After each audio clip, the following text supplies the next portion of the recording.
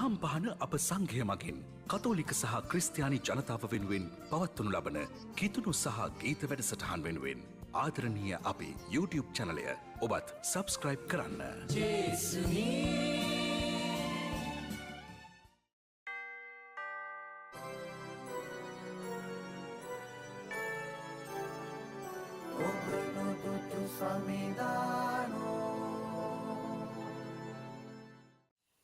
ක්‍රිස්තුස් වහන්සේ පිළිබඳ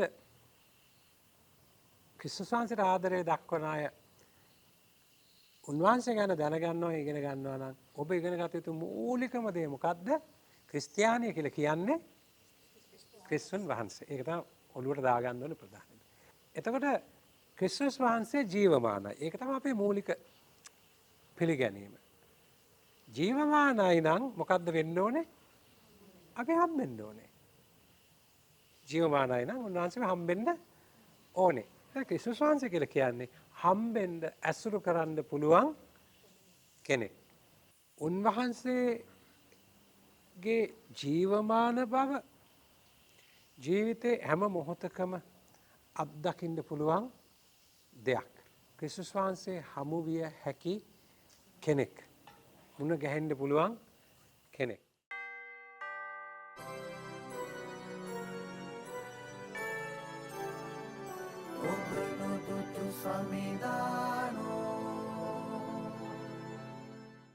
හැම දෙයක්ම සාපේක්ෂයි.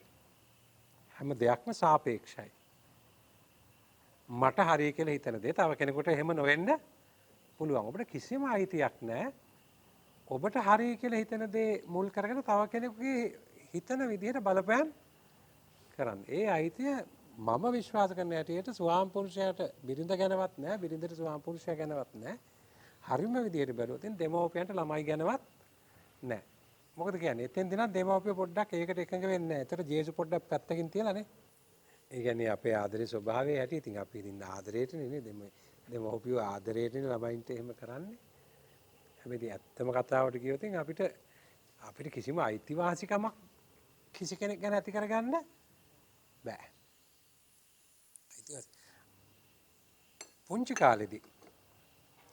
පුංචි කාලේදී අනිවාර්යෙන් අපි යම්කිසි විනයක් තුළ දරුවෙක්ව හික්මවිය යුතුයි. ඒක ගැන නෙමෙයි මම කතා කරන්නේ. ඒක එසේ කළ යුතුයි.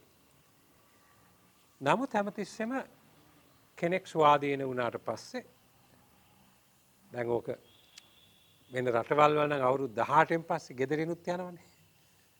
ළමයි. ඒක අනිවාර්යෙන් කරනවනේ ගිහිල්ලා වෙනම අපාර්ට්මන්ට් අරන් ජීවත් වෙනවා ඒවා.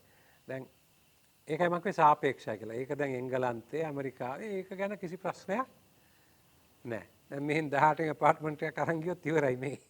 තේනවා ඒ කියන්නේ ඒක අපි හැම දෙහෙම මම ගිය සැරේත් අපිට කිව්වේ බයිබලයේ කියවද්දිත් කවුද කිව්වේ කාටද කිව්වේ කොයි කාලෙද කිව්වේ මොකද්ද එහෙම හොයාගන්න නැතුව තේරුම් ගන්න බෑ. එතකොට මම ලංකාවේ ලිවිං ටුගෙදර් කතා කරලා හරියන්නේ නෑ. මේ සංස්කෘතියේ අපේ ශිෂ්ටාචාරයේ පැවැත්ම එහෙම දෙයක් අපි පුරුදු වෙලා නෑ. එතකොට දැන් ඒක හැබැයි එංගලන්තේ හැදෙන ළමයෙකුට ඕස්ට්‍රේලියාවේ හැදෙන ළමයෙකුට ඒකේ ලොකු ප්‍රශ්නයක් නෑ. එතකොට අපි ලංකාවේ තියෙන මනසෙන් ඕස්ට්‍රේලියාවේ ඉන්න ළමයා විනිශ්චය කරන්නත් අපිට අයිතියක් නෑ. මේවා තමයි අපි හොඳටම තේරුම් ගන්න ඕන දේවල්. අපි ජීවිතේ හැමතිස්සෙම තේරුම් ගන්න ඕනේ මේ මම හිතන විදිය. මේ මම වටිනාකම් හැටියට තෝරගන්න දේවල්.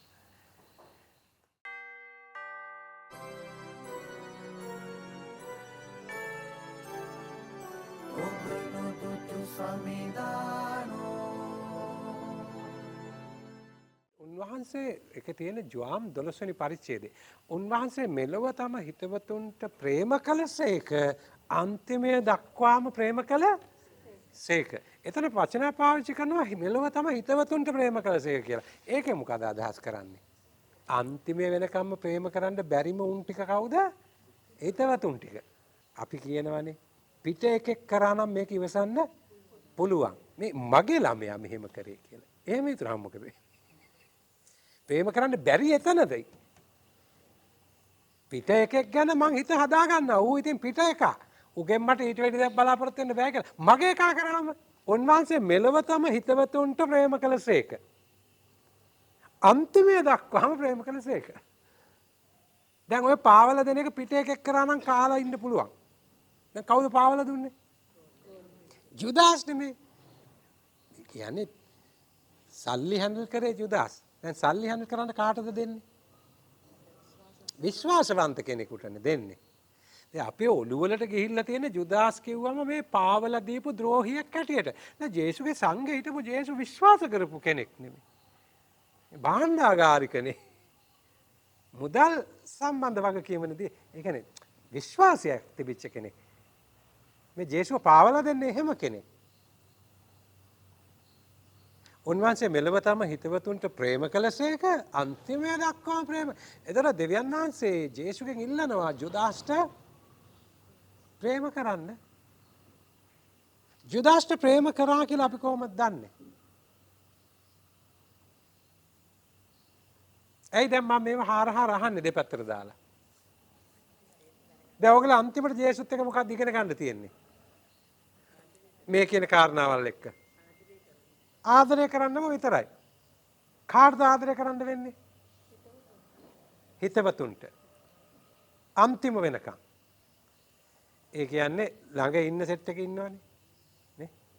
ළඟ ඉන්න උන්ට අන්තිම වෙනකම් ආදරය කරන්න වෙනවා. මොකද ඔබ හොඳට මතක තියාගන්න සතුරන්ට ප්‍රේම කරන එක අමාරු දෙයක් නෙමෙයි. මොකද බලාපොරොත්තු නැහැ එතන ඔබ. උගෙන් මං ඊට වැඩිය දෙයක් බලාපොරොත්තු වෙන්නේ නැහනේ. ඒක දන්නවා.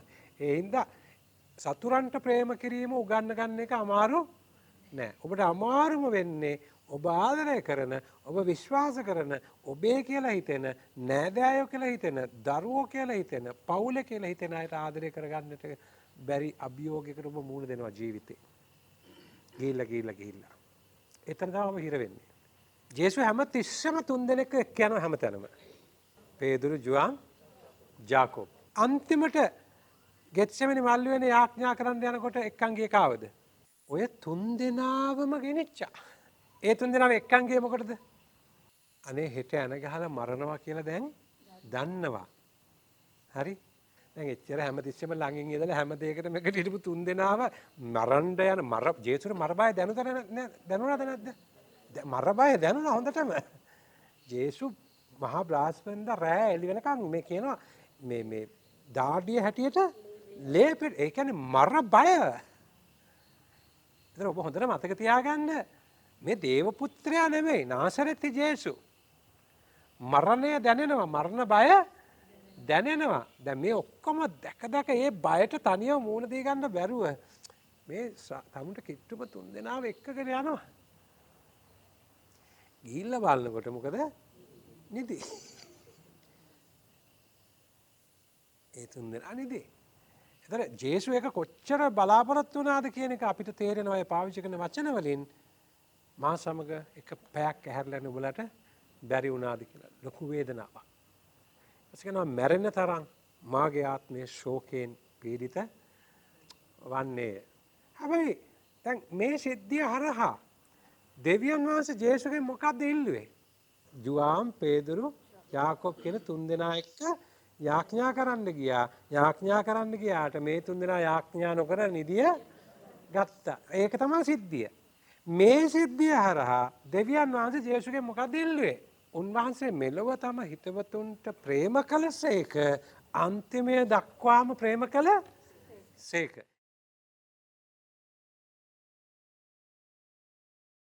දෙවියන් වහන්සේගේ රාජ්‍ය බලය, උන්වහන්සේගේ අධිකාරී බලය, උන්වහන්සේගේ පාලනය ඔබේ ජීවිතය තුළ ඇති වෙන්න නම් ඔබ තුළ මොකක්ද සිද්ධ වෙන්න ඕනේ?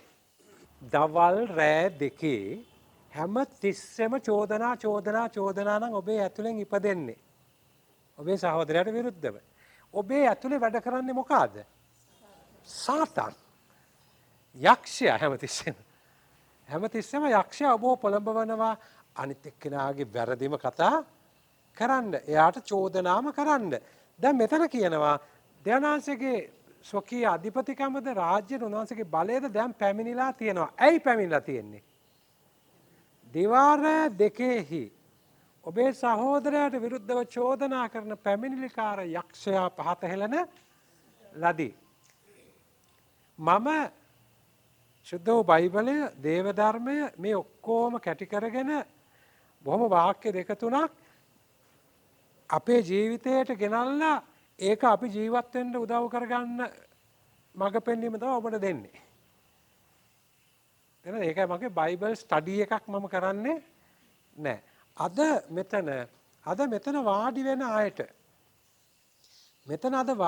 අයට අවශ්‍යම දේ ඔබේ ඇතුලේ ඔබ ගොඩක් විශ්වාස කරපු, ඔබ ගොඩක් ආදරය කරපු, ඔබ ගොඩක් දෙවියන් වහන්සේගේ රාජ්‍ය බලය, උන්වහන්සේගේ අධිකාරී බලය, උන්වහන්සේගේ පාලනය ඔබේ ජීවිතය තුළ ඇති වෙන්න නම් ඔබ තුළ මොකක්ද සිද්ධ වෙන්න ඕනේ? දවල් රෑ දෙකේ හැම තිස්සෙම චෝදනා නම් ඔබේ ඇතුලෙන් ඉපදෙන්නේ. ඔබේ සහෝදරයට විරුද්ධව. ඔබේ ඇතුලේ වැඩ කරන්නේ මොකද්ද? සාතන්. යක්ෂයා හැමතිස්සෙම යක්ෂයා ඔබව පොළඹවනවා අනිත් එක්කෙනාගේ වැරදිම කතා කරන්න. එයාට චෝදනාම කරන්න. දැන් මෙතන කියනවා දෙවනාංශගේ ස්වකීය අධිපතිකමද රාජ්‍යද උන්වහන්සේගේ බලයද දැන් පැමිණිලා තියෙනවා. ඇයි පැමිණිලා තියෙන්නේ? දිවාර දෙකෙහි ඔබේ සහෝදරයාට විරුද්ධව චෝදනා කරන පැමිණිලිකාර යක්ෂයා පහත හෙළන ලදී. මම ශුද්ධ වූ බයිබලය, දේව ධර්මය මේ ඔක්කොම කැටි කරගෙන බොහොම වාක්‍ය දෙක තුනක් අපේ ජීවිතයට ගෙනල්ලා ඒක අපි ජීවත් වෙන්න උදව් කරගන්න මඟ පෙන්වීම තමයි ඔබට දෙන්නේ. එහෙනම් ඒකයි මගේ බයිබල් ස්ටඩි එකක් මම කරන්නේ නැහැ. අද මෙතන වාඩි වෙන අයට අවශ්‍යම දේ ඔබේ ඇතුලේ ඔබ ගොඩක් විශ්වාස කරපු, ඔබ ගොඩක් ආදරය කරපු, ඔබ ගොඩක් බලාපොරොත්තුව තියපු තැන් තියෙනවා. අද වෙනකොට අද ඔබ වැටිලා ඉන්න තත්ත්වයට, එහෙම නැත්නම් අද ඔබ මූණ දෙන පීඩාවට, අරගලයට මේ අය හේතු වෙලා තියෙනවා. ඒ නිසා ඒ අයට ආදරය කරගන්න බැරි කමක් මතුවෙනවා. වැරදිම පේන්න පටන් ගන්නවා. හැබැයි මතක තියාගන්න මේ ඔබේ තරහකාරයෙක් නෙමෙයි. ඒ කියන්නේ දැන් අදත් ඔබ එහා වෙනුවෙන් ඕන දෙයක් කරන්න ලෑස්ති. ඒක තමයි ආදරය අපේ තියෙන. හැබැයි ඇතුලේ අරගලයක් තියෙනවා. මෙච්චර මගේ ජීවිතෙන් මෙයාට ඒ තැන දෙනකොට, ආදරය කරනකොට මෙයා මෙහෙමද මට කරන්න කියලා ඇතුලේ නිතරම චෝදනාවක් තියෙනවද නැද්ද අපිට එහෙම? තියෙනවා එහෙම. ඒ චෝදනාව තමයි ඔබව මේ ප්‍රීතියෙන් ඈත් කරලා තියෙන්නේ. ඔබට ඒ චෝදනාව ඉතාම සාධාරණයි කියලා හිතෙනවා. ඒ චෝදනාව ඇතුලේ ඔබට මම් පව් කියලා හිතෙනවා නේ. අර අපි ස්වානුකම්පාව කියලා කියන්නේ මට මං ගැනම දුකක් තියෙනවා. මට මං ගැනම පව් කියලා හිතෙනවා. අනේ මම් පව් නේද? එතකොට හොන්දට තේරුම් ගන්න මම කියන්නේ හරි පරිස්සමෙන් තේරුම් ගන්න. ඔබ තාම මේ චෝදනා කරන කෙනාට ආදරේ. තාම මේ චෝදනා කරන කෙනාට ආදරේ. මෝ ඉතින් මරන්නේ දෙකේ. අර එහෙම ගැඹුරු සම්බන්ධයක්. ගැඹුරු ආදරයක් අත්තරින්න ලෑස්ති නෑ. හැබැයි පුදුම ඇණයක්. තේනවද මම කියන දේ? පුදුම පීඩාවක්, පුදුම දුකක්. එහෙම තැනක ඔබ අරගල කරනවා. එහෙම නැත්තම් මට මේක මෙච්චර කියවන්න හිතෙන්නේ නැහැ. අද රාත්‍රියේ ස්වාමීන් වහන්සේට ඕන වෙලා තිබෙනවා ඔබව එතනින් එළියට ගන්න. එතනින් එළියට ගන්න උන්වහන්සේ එක වාක්‍යයක් අපිට ගෙනාවා. මොකද්ද? උන්වහන්සේ මෙලව තම හිතවතුන්ට ප්‍රේම කළසේක අවසානය දක්වා ප්‍රේම කළ සේක. ඔබ දැන් ඒ කෙනා පිළිබඳව චෝදනා කිරීම නවත්තන්න ඕනේ අද රෑ ඉඳලා. ලෑස්තිද? නවත්තන්න ඕනේ. ඒ චෝදනා කිරීම නවත්තලා ඔබ යක්ෂයව පරාජය කරන්නම ඕනේ. එසේ කරන තුරු අර ස්වාමීන් වහන්සේගේ ප්‍රීතිය ඔබ ළඟට එන්නේ නැහැ. ඒ කියන තැනට එන්න අපිට තියෙන අමාරුකමට උන්වහන්සේ කෙලින්ම අත තියලා කියනවා නෑ. ඒක ගැන ඔබට හිතන්න බෑ. ඒක ගැන හිතන්න එපා. ඔබේ කටින් නැවත එයාට විරුද්ධව වචන කතා කරන්න එපා. එයාට ආදරය කරන එක නවත්තන්න එපා. එතනදී මං ඔබව ප්‍රීතියට පමුණුවනවා. පුළුවන් ද විශ්වාස කරන්න. ඔබෙන් දැනසේ ඒ දේ ඉල්ලනවා. ඒ දේ ඉල්ලනවා. මේක හරියම පැහැදිලි. ජේසු දුක් උදා වෙන්න තිබෙන ප්‍රීතිය දැකලා දැන් තියෙන දුක වින්දලු බොහොම කීකරුකමෙන්. ඔබ නිකන් හිතන්න ජූදස් එක්ක ඔය ගනුදෙනුව කරන්නේ කොහොමද කියලා. හැබැයි දැනස දෙන්න හදන ප්‍රීතිය දැක්කම ගෝලියෝ 12 දෙනාගේ කකුල් හොදගෙන යනවා. එතකොට ජුදාස් ගාවට එනවා. ජුදාස්ගේ කකුල් දෙක හොදන්න තිබිච්ච හේතුව මොකක්ද?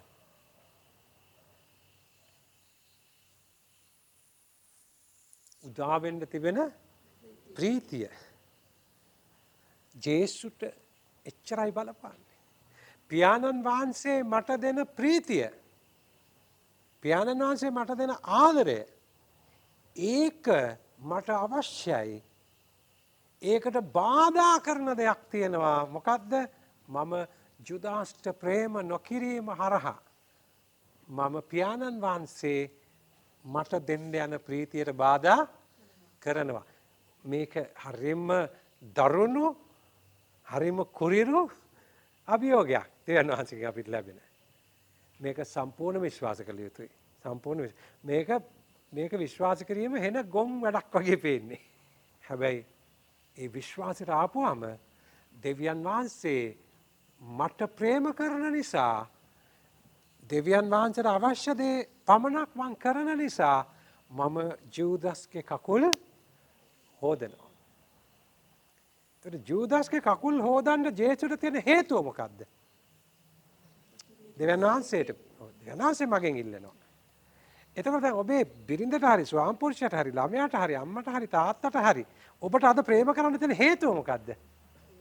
දෙවියන් මගෙන් ඒක ඉල්ලනවා. දෙවියන් මගෙන් ඒක ඉල්ලනකොට දෙවියන් මට කියනවා එයාට චෝදනා කරන එක නවත්තන්න කියලා.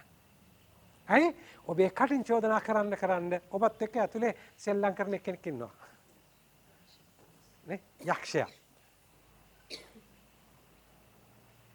ඒ යක්ෂයව බිම දාන්නම ඕනේ. ඒ නිසා මතක තියාගන්න කිසිම දවසක ඔබේ සහෝදරයාගේ වරදක් අනිත් එක්කෙනා එක කතා කරා කියලා එතනින් යහපතක් වෙන්නේ නැහැ.